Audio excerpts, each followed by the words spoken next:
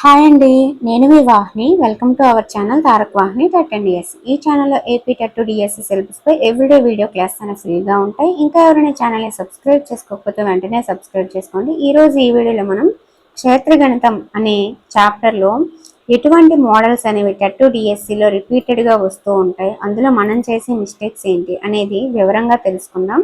టోటల్గా మనకి 104 మోడల్స్లో బిట్స్ అయితే ఉన్నాయండి. చాలా ఇంపార్టెంట్ ప్రాక్టీస్ బిట్స్. ఇవి ఇలా మీరు ప్రాక్టీస్ చేసుకొని వెళ్ళిపోతే క్షేత్రగణితం మొత్తం కవర్ అయిపోద్ది. మీరు ఎగ్జామ్లో ఎలాంటి బిట్ వచ్చినా సరే ఆన్సర్ చేయగలరు అనమాట.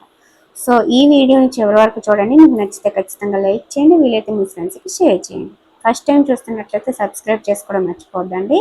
ఈ ఫస్ట్ సమ్ అనేది ఆల్రెడీ నేను మీకు షార్ట్స్లో చెప్పేసాను అనమాట, ఈ ఒక్క సమ్ అనేది. సో నెక్స్ట్ నుంచి చూద్దాము. ఇందులో మనం ఎలా మిస్టేక్ చేస్తాము, ఇది ఆన్సర్ అని ఎలా కనిపెట్టాలి, ఇవన్నీ కూడా డిస్కస్ చేయడం జరిగింది. ఓకే. త్రిభుజ భూమి 11 సెంటీమీటర్లు, దాని వైశాల్యం 220 చదరపు సెంటీమీటర్లు అయితే దాని ఎత్తు ఎంత అని అడిగారు. సో ఆన్సర్ చూద్దాం.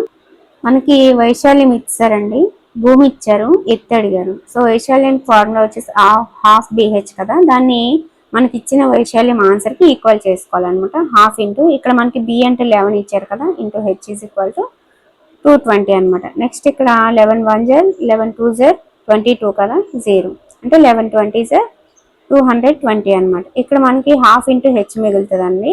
సో ఇక్కడ 2 అనేది భాగిస్తుంది కాబట్టి అటు వెళ్తే గుణిస్తుంది అని మీకు తెలుసు. సో 20 ఇంటూ 2 వచ్చేసి 40 అనమాట సెంటీమీటర్స్.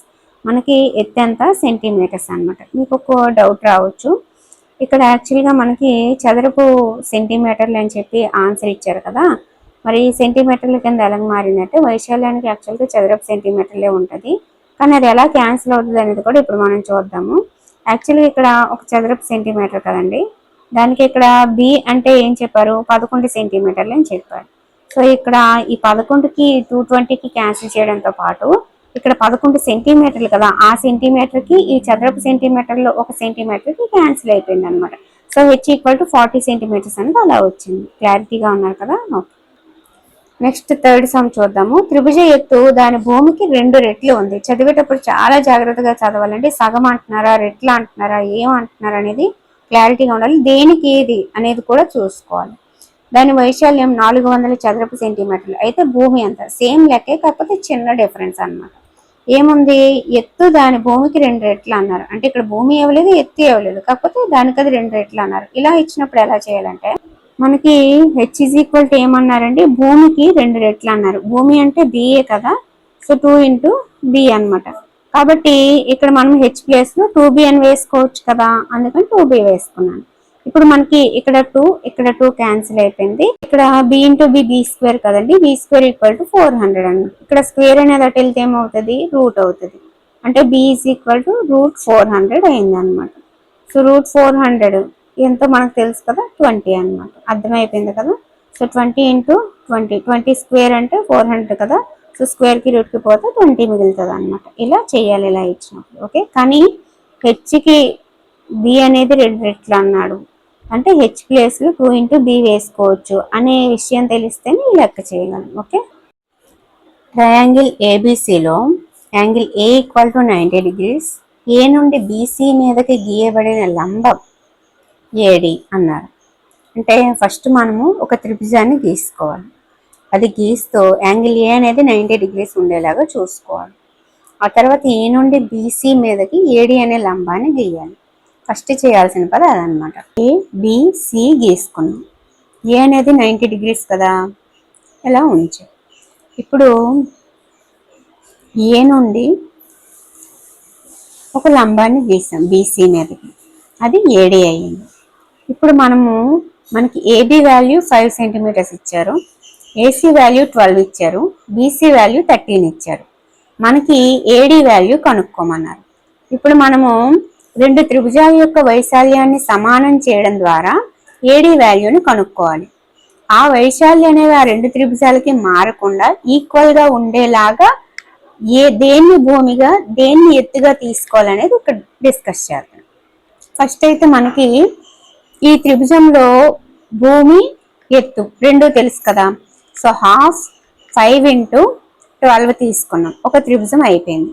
ఇప్పుడు ఈ త్రిభుజానికి ఎంతైతే వైశాల్యం వస్తుందో 2 ఒకట్ల 2 ఆరుల అనుకోండి, 6 5ల 30, అంటే ఈ త్రిభుజానికి 30 వచ్చింది స్క్వేర్ సెంటీమీటర్స్ వైశాల్యం వచ్చింది. ఆ 30 అనేది మారకుండా ఉండేలాగా, సేమ్ వైశాల్యం వచ్చేలాగా ఇంకొక త్రిభుజాన్ని భూమి దేనిగా తీసుకోవాలంటే, ఇక్కడ మనము బీసీని భూమిగా చేసుకొని దాని ఎదురుగా గీచిన ఏ మూల నుంచి తీసుకున్న ఈ లంబాన్ని మనం ఎత్తు అనుకోవాలి. అప్పుడు వైశాల్యం చేంజ్ కాకుండా ఉంటుంది అన్నమాట. అర్థమవుతుంది కదా అందరికి? సో బీసీ అనేది భూమి 13 ఇంటూ ఏడీని ఎత్తుగా తీసుకున్నాం, రెండింటిని ఈక్వల్ చేస్తున్నాం. ఇప్పుడు ఏడీ ఈక్వల్ టు మనకి ఇది తప్పండి, ఓకేనా? ఇది మొత్తం మనకి 30 వచ్చింది,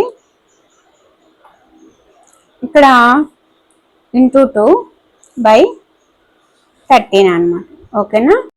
సో 30 ఇంటూ 2 60 అనమాట, 60/13.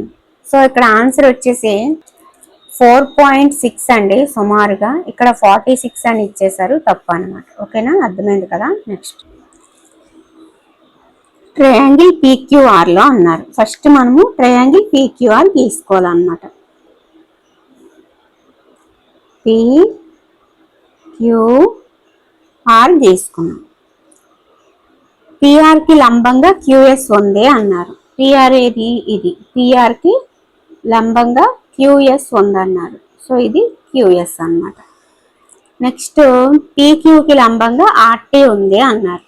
సో ఇక్కడ PQ ఇది, దీనికి లంబంగా RT ఉందన్నారు. ఇలా ఇది T. ఇప్పుడు మనకి పిక్చర్ అయితే వచ్చింది. నెక్స్ట్ PQ ఎంత? 4. PQ ఎంత? 4 అన్నమాట. PR ఎంత? 8. RT ఎంత? 6. ఇప్పుడు మనం ఏం కనుక్కోవాలి?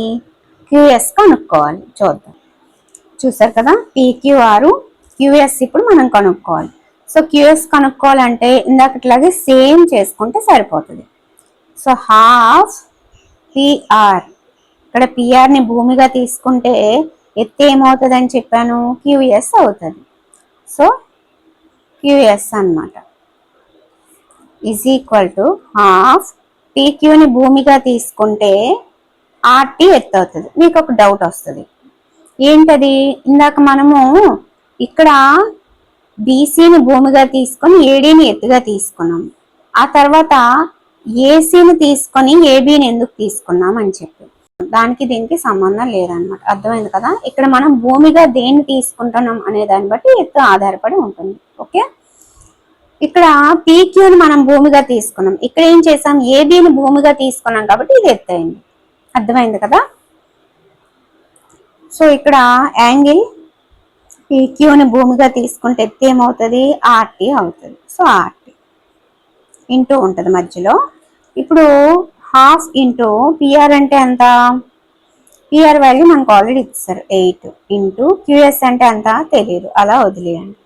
నెక్స్ట్ హాఫ్ ఇంటూ PQ ఎంత? 4. RT ఎంత? 6. ఇప్పుడు దీన్ని సింప్లిఫై చేసుకుంటూ వెళ్తే మనకు ఆన్సర్ వచ్చేస్తుంది. 2 1 జ 2 4 జ 2 1 జ 2 2 జ. So QS is equal to 2 6 జ 12, ఈ 4 అటు వెళ్తే బై 4, 4 1 జ 4 3 జ. సో ఎంత? ఆన్సర్ 3 సెంటీమీటర్స్ అన్నమాట. అర్థమైంది కదా ఎలా చేయాలో? ఇలా ఇచ్చినప్పుడు ఫస్ట్ పిక్చర్ వేసుకోవడంలోనే మనకి లెక్క అనేది ఆధారపడి ఉంటుంది. ఓకే, నెక్స్ట్ ఒక త్రిభుజ భూమి మరియు ఉన్నతులు 3:2 నిష్పత్తిలో ఉన్నాయి. దాని వైశాల్యం 108 చదరపు సెంటీమీటర్లు. అయితే భూమి ఎంత అని అడిగారు. ఇలా నిష్పత్తులు ఇచ్చినప్పుడు అస్సలు కన్ఫ్యూజ్ అవ్వద్దు. ఫస్ట్ వాటిని 3x 2s గా రాసుకోవాలన్నమాట. 3x అంటే ఏంటి? భూమి. 2x అంటే ఏంటి? ఎత్తు అన్నమాట. ఇప్పుడు వైశాల్యం ఎంత ఇచ్చారు? 108 ఇచ్చారు, చూద్దాము.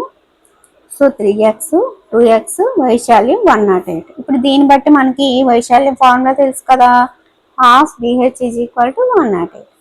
ఇక్కడ half into 3x into 2x is equal to 108 వేసుకున్నాం. ఇక్కడ మనకి 2 పోతే x ఇంటూ x స్క్వేర్ కదా, so 3x square is equal to 108. x square is equal to 108 by, ఇక్కడ 3 అనేది గుణిస్తుంది కదా, అటు వెళ్తే భాగిస్తుంది, బై 3 అనమాట. సో 3 3 జ 9, 3 6 జ 18. x square is equal to 36. దీన్ని బట్టి x ఏమొచ్చింది? 6 అనమాట.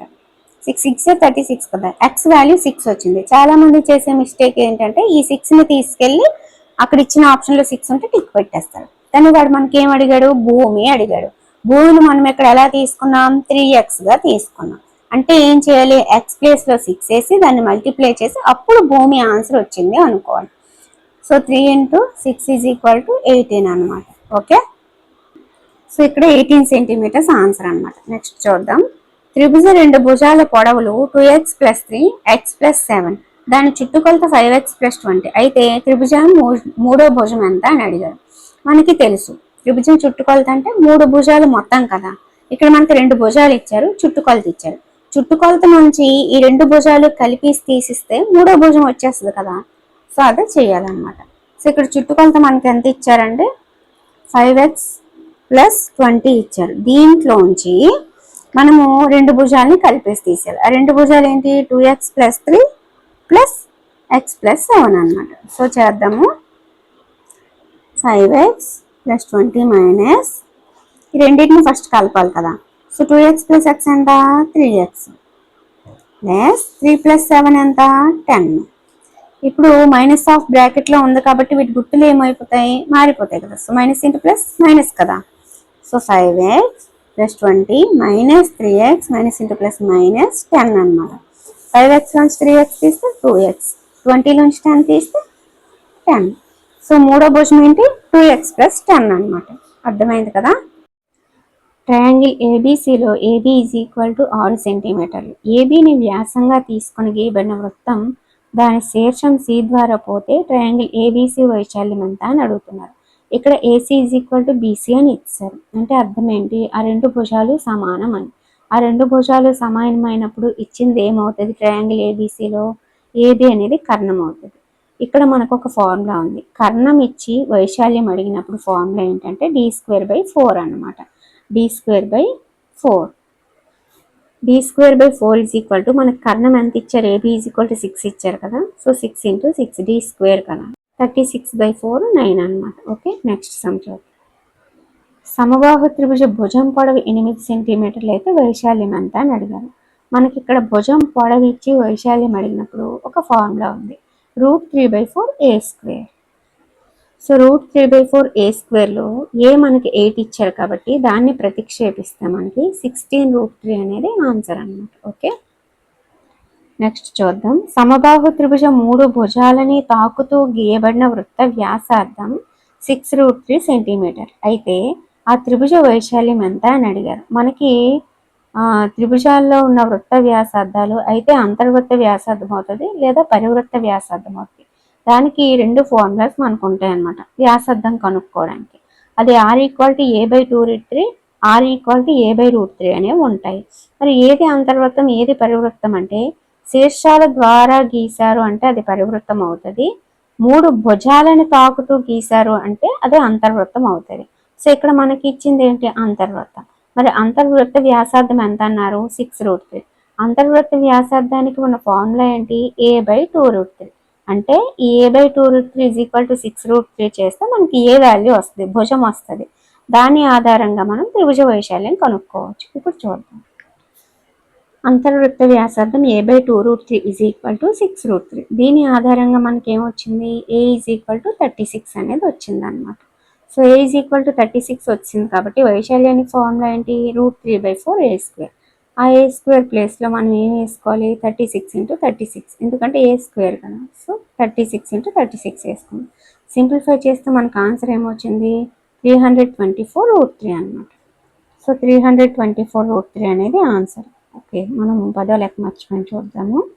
ఒక సమబాహు త్రిభుజ భుజం పొడవు 10 సెంటీమీటర్లు అయితే దాని ఉన్నతి ఎంత అని అడిగారంటే, సో ఇక్కడ మనకి భుజం పొడవు ఇచ్చి ఉన్నతి లేదా ఎత్తు అని అడిగినప్పుడు ఒక ఫార్ములా ఉంది, h = √3/2a అనమాట.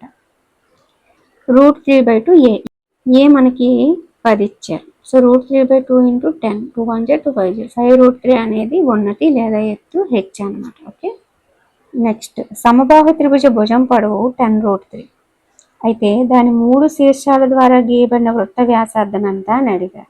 ఏం చెప్పాను మీకు నేను, అది పరివృత్త వ్యాసార్థం అయి ఉంటుంది అని చెప్పాను. సో సో దానికి ఫార్ములా ఏం చెప్పాను, a/√3 అని చెప్పాను. ఇక్కడ మనకి ఏ ఇచ్చేసారు కదా, అందులో ప్రతిక్షేపించుకుంటే 10√3/√3. √3 పోతే ఏం మిగులుతుంది, 10 సెంటీమీటర్స్ ఆన్సర్ అనమాట. చూసారు కదా, a/√3, ఏ ప్లేస్లో 10√3 వేసుకున్నాం, √3 పోతే 10 మిగిలింది. ఓకే. సమబాహు త్రిభుజ వైశాల్యం దాని ఎత్తు యొక్క వర్గంలో ఎన్నో వంతు అని అడిగారండి. సో త్రిభుజ వైశాల్యానికి ఫార్ములా అలాగే ఎత్తుకి ఫార్ములా తెలిస్తేనే ఇది మనం చేయగలం అనమాట. ఒకసారి చూద్దాం. త్రిభుజ వైశాల్యం వచ్చేసి √3/4a² కదా. ఇప్పుడు దీని ఆధారంగా మనము ఏకి హెచ్కి రిలేటెడ్గా ఉన్నది కనుక్కుందాం. హెచ్కి ఫార్ములా మనకు తెలుసు కదా, √3/2a. ఇక్కడ ఏని విడిచిపెట్టి ఇవన్నీ అటు పంపించిస్తే a = 2h/√3 వచ్చింది. ఏ వాల్యూ వచ్చింది కదా, ఈ ఏ వాల్యూని ఇక్కడ ప్రతిక్షేపిద్దాం. ఎందుకు ఏ వాల్యూని హెచ్ లాగా మార్చుకొని ప్రతిక్షేపిస్తున్నామంటే ఏం అడిగారు మనకి, వైశాల్యానికి ఎత్తు వర్గానికి ఉన్న రిలేషన్ ఏంటని అడిగారు, ఎన్నో వంతు అవుతుంది అని అడిగారు. కాబట్టి ఇక్కడ వైశాల్యంలో ఉన్న ఏని ఏ ప్లేస్లో హెచ్ని ప్రతిక్షేపిస్తున్నాం అనమాట. అర్థమైంది కదా. సో ఇక్కడ a² అన్నారు కాబట్టి 2h√3 × 2h√3 అనమాట. 2h 4h² అయింది. సో ఇక్కడ √3 ఇక్కడ √3 పోతే ఇక్కడ 4 ఇక్కడ 4 పోతే h²/√3 ఉంది. సో ఇక్కడ మనకి వైశాల్యానికి ఉన్న దానికి ఎన్నో ఉందంటే 1/√3 ఆన్సర్ అనమాట. ఓకే. సో ఆన్సర్ వచ్చేసి 2. నెక్స్ట్, త్రిభుజ భుజాల పొడవుల వరుసగా 4, 5, 7 అయితే దాని వైశాల్యము చుట్టుకొలతల నిష్పత్తి ఎంత అని అడిగారు. సో ఇక్కడ ఇచ్చిన 3 ఆప్షన్లు కరెక్ట్ కాదనమాట. కాబట్టి నిర్ధారించలేమని పెట్టవచ్చు, అంటే లెక్క చేసి కూడా పెట్టవచ్చు. చేయకుండా ఎలాగంటే ఇక్కడ వైశాల్యానికి వేరే ప్రమాణాలు ఉంటాయి, చుట్టుకొలతకి వేరే ప్రమాణాలు ఉంటాయి. కాబట్టి ఆ రెండింటికి నిష్పత్తి అనేది చెప్పలేము. అప్పుడు మనము దాన్ని రెండింటినీ కూడా సెంటీమీటర్స్లోకి మార్చి చెప్పాలి, అలా చెప్పొచ్చు. కానీ అలా చెప్పడానికి ట్రై చేసినా కూడా ఇక్కడ ఇచ్చిన ఆప్షన్లు ఏవి కరెక్ట్ కాదన్నమాట. ఓకే. నెక్స్ట్, త్రిభుజ భుజాల పొడవులు 5 సెంటీమీటర్లు, 12 సెంటీమీటర్లు, 13 సెంటీమీటర్లు అయితే ఆ త్రిభుజ 3 శీర్షాల గుండా గీయబడిన వృత్త వ్యాసార్థం, శీర్షాల గుండా గీయడం అంటే పరివృత్త వ్యాసార్థం r = a/√3. ఇదైతే క్లారిటీ, a/√3 అనేది క్లారిటీ. కానీ ఇక్కడ మరి 3 భుజాలు ఇచ్చారే, అలాంటప్పుడు ఏం చేయాలంటే కర్ణం/2 చేసుకోవాలన్నమాట. అప్పుడు పరివృత్త వ్యాసార్థం ఫార్ములా ఏమవుద్దంటే కర్ణం/2. సో కర్ణం ఎంత అక్కడ 13/2 = 6.5 అనమాట. అర్థమైంది కదా. సో ఇక్కడితో మనకి వృత్తాల మీద మొత్తం ఎటువంటి సమ్స్ వస్తాయి, ఎన్ని మోడల్స్లో ఉంటాయి, వైశాల్యాలు కావచ్చు, చుట్టుకొలతలు కావచ్చు, పరివృత్త వ్యాసార్థాలు, అంతర్వృత్త వ్యాసార్థాలు కావచ్చు, అలాగే భుజాలు కనుక్కోవడం, ఎత్తులు కనుక్కోవడం, ఇలాంటివి అడిగినప్పుడు ఎలా అనేది ప్రతి మోడల్ కూడా నేను మీకు చేసి చెప్పడం జరిగింది. నెక్స్ట్ వచ్చేసి మనకి చతుర్భుజాల మీద బిట్లు ఉన్నాయండి. చతుర్భుజాల మీద మొత్తంగా మనకి 30 బిట్లు అయితే ఉన్నాయి. ఆ 30 బిట్లని మనము నెక్స్ట్ వీడియోలో తెలుసుకుందాం. ఓకేనా. ఈ వీడియో మీ అందరికీ నచ్చిందని అనుకుంటున్నాను. నచ్చితే లైక్ చేయండి. ఓకేనా. Thank you.